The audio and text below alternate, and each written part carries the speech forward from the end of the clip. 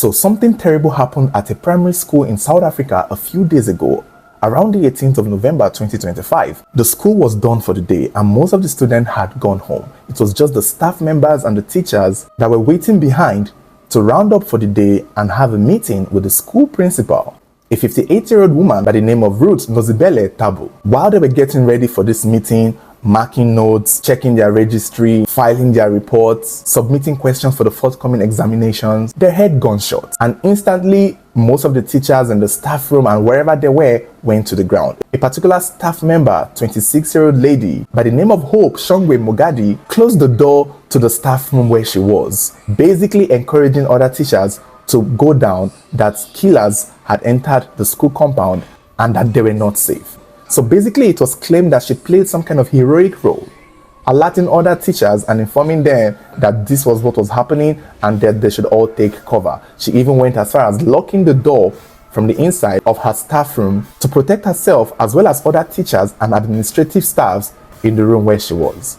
They all stayed low, quiet and silent. The gunshot had gone, and after a while, when there was no more gunshots and no more footsteps, most of the teachers and staff members came out to see what had happened. That was when they discovered that their principal, Mrs. Ruth, as well as the administrative clerk, Mrs. Nobantu, who was 55 years old, had been shot dead.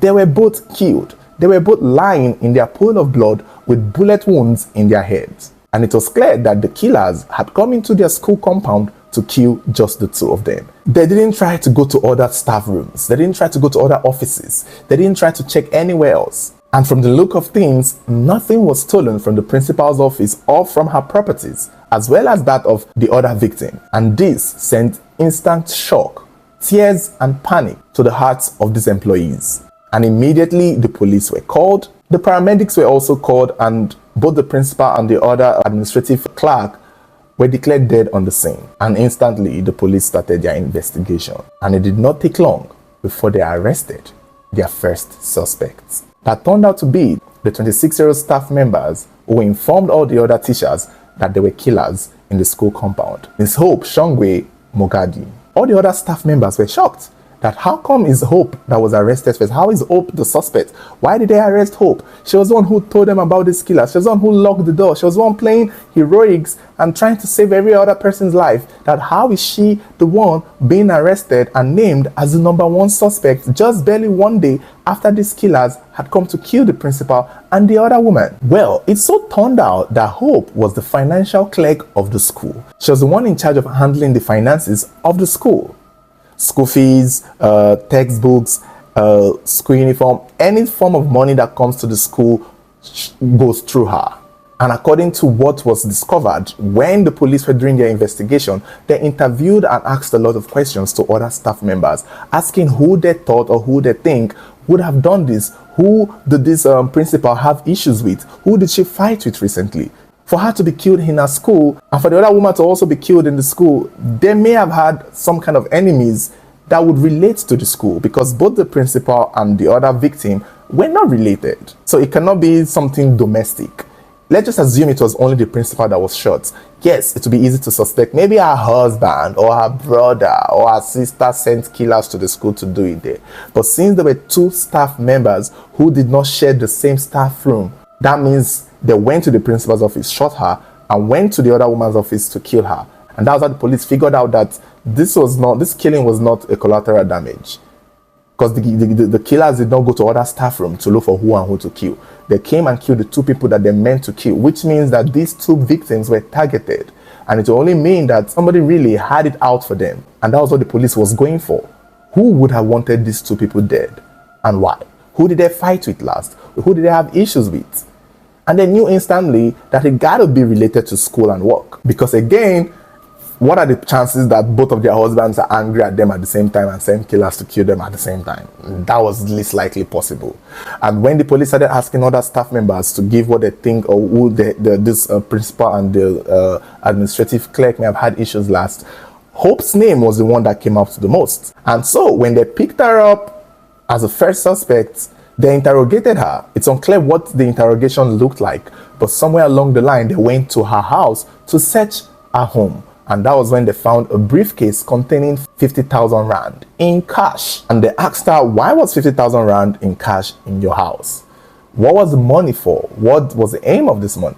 And they instantly figured out that that money was for her to use to pay the killers, suspecting that she was the one who hired these killers to come and kill the principal and the other administrative clerk. Now, although the police themselves have not released an official statement as to the motive and why she did it, however, staff members started connecting the dots and realizing that it will make sense that she did it because she had been recently confronted by the school principal and the administrative clerk after they caught her transferring school money into her personal bank account. It was somewhat of public knowledge that Hope in the days past had been in trouble after illegal means of diverting money from the school's account to account was exposed, and she was confronted, and they were basically investigating her in the school for that, and that was why it made sense that it would have been her, even though at the time other staff members did not think so, because she was in school, she was there when it happened, she was closing doors, she was trying to play hero, so they didn't see past it.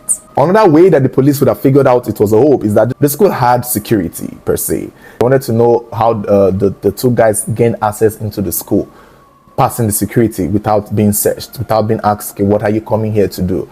And it is most likely possible that for them to go through security to get into the school, they most likely have been told by staff members that, oh, two friends are coming in, let them in, or the people themselves say that they are coming to see a specific staff member who was Hope, and once they mentioned her name, it made sense and they let them in. So that could have been, the security would have been the ones who would have also implicated that Miss Hope was most likely one of the many reasons they let the two men in, not knowing they had an evil and deadly motive. After Hope was arrested, her cousin, a 35-year-old DJ, was also arrested. It is believed that he may have been implicated. Maybe he was the one who helped Hope find the killers, because that is the nature with a lot of crimes we see in South Africa, where someone is killed out of nowhere. The hitman trope in South Africa crime system has a thing where before somebody finds the hitman, they literally have to go through three people or somebody. Like, you can't directly find a hitman. From what I've noticed, most of these hitmen, there's usually a middleman and a third person. So for 26-year-old Hope to find hitman, she may have gone to meet somebody who would have known this hitman. And I think that was why her cousin, the 36-year-old DJ, Mr. Tiki Benjamin, was arrested.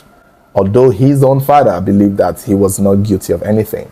But I'm suspecting that either he was a hitman or he was one who connected her with the hitman.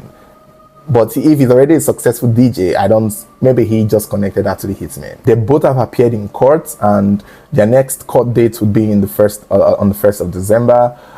We might follow the story. We'll be looking at the story. So if you want updates on the story, stay following this page, stay subscribed. It's just crazy and it's just insane. My thought is, I felt like the principal and the other staff members of the school, once they noticed that she had done this thing, they would have basically sent her out. That would not have stopped her from doing what she wanted to do. But I feel like she most likely did it with hopes that she could get away with stealing more money from the school. She wasn't doing it because she was embarrassed, she was angry at the school for catching and exposing her. At the time, she was believed to still be in the school. She was believed to still be an active school member. So she was also part of people preparing for the meeting. That's what we were told, unless she wasn't in school, unless she has been kicked out. But we were made to understand that she was still in the school, which means she was still working.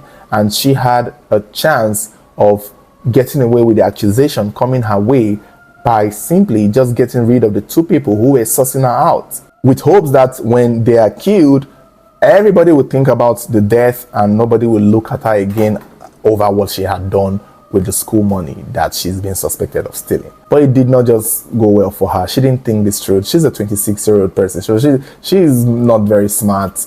I just felt like the school principals would have let her go instantly or basically locked her up. Because if you're in prison, you're not going to have time planning to, hire hitmen. This is unfortunate.